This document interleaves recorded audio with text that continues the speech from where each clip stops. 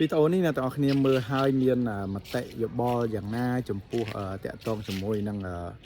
បងប្រុសដែលគាត់និយាយពីបញ្ហាដែលជក់បារីអញ្ចឹងនៅឡានមួយដែលកំពុងបើកបរទន្ទឹមនឹងគាត់ហើយបើចំពោះខ្ញុំផ្ទាល់ខ្ញុំគិតថាបើសិនជាការជក់បារីនេះមួយលើសាធារណៈវាមានលក្ខខណ្ឌពីរទីមួយបើសិនជាយើងគោរពសិទ្ធិទៅលើអ្នកដទៃក្នុងការជក់ដូចជាលក្ខណៈថាយើងជក់ដោយលក្ខណៈមិនប៉ះពាល់អ្នកដទៃអានឹងគឺល្អវិញប៉ុន្តែបើសិនជាការជក់របស់គាត់វាមិនគោរពឬក៏មកឲ្យសិទ្ធិអ្នកដទៃឬក៏បំពានគេប៉ះពាល់គេដូចជាប៉ះកវែងបរិយក៏បោះចោលនៅលើសាធារណៈក៏ដូចជាផ្លុំផ្សែងទៅប៉ះពាល់ជាមួយនឹងអ្នកដែលកំពុងរួមដំណើរអាហ្នឹងគឺជាខុសអាហ្នឹងខ្ញុំគិតខុសណាប៉ុន្តែបើសិនជាមើលវីដេអូនេះជាក់ស្ដែងទៅខ្ញុំគិតថា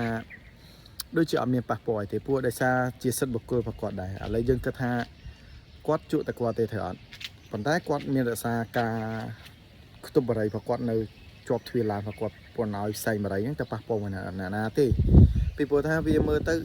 ការជក់របស់គាត់នេះមិនមែនជាការជក់ដោយបំពានទេគឺគាត់ជក់ដែលមានលទ្ធផលគេហៅថាសដាប់ធ្នាប់ក៏ដូចជាសិទ្ធិបុគ្គលរបស់គាត់ណាគាត់ជក់គាត់ដាក់គៀនអញ្ចឹងទៅគាត់ប្រហែលផ្សែងគាត់ក៏មិនប្រហែលប៉ះពាល់គេប៉ុន្តែយើងខុសម្យ៉ាងខុសអ្នកលួចថតគាត់ណាថតដោយគាត់លក្ខណៈថាគាត់លឿងលួចថតសិទ្ធិបុគ្គលរបស់គេអញ្ចឹងណាព្រោះម្ចាស់គេនេះក៏អត់មានប៉ះពាល់នឹងជាមួយនឹងអ្នកបើកបរដទៃទៀតទេប៉ុន្តែយើងទៅលួចថតគាត់អញ្ចឹងគឺខុសបាត់ហើយបើសិនជាបុគ្គលម្នាក់ដែលគាត់កំពុងតែជក់បារីហ្នឹងគាត់ពិតជាបើន័យថាគាត់ធ្វើខុសមែនឬក៏បំពានគេមែនអាហ្នឹងគឺថតគាត់ទៅត្រូវហើយអញ្ចឹងអានេះក្នុងវីដេអូនេះខ្ញុំនិយាយឲ្យចំទៅគឺខ្ញុំមិនគាំទ្រថាឲ្យទៅជក់បារីត្រូវអស់ទេប៉ុន្តែចំពោះគាត់នេះមួយមើលទៅវាអត់មានសមកន្លែងខុសអញ្ចឹងអ្នកទាំងអស់គ្នាគិតមិនដែរចំពោះវីដេអូមួយហ្នឹងកុំឲ្យថាខ្ញុំនិយាយទៅលំអៀងទៅខាងនេះទៅខាងនោះខ្ញុំចង់ឃើញស្ដាប់ប្រទេសអ្នកទាំងអស់គ្នាវិញចំពោះសកម្មភាពជក់បារីមួយនេះអញ្ចឹងណា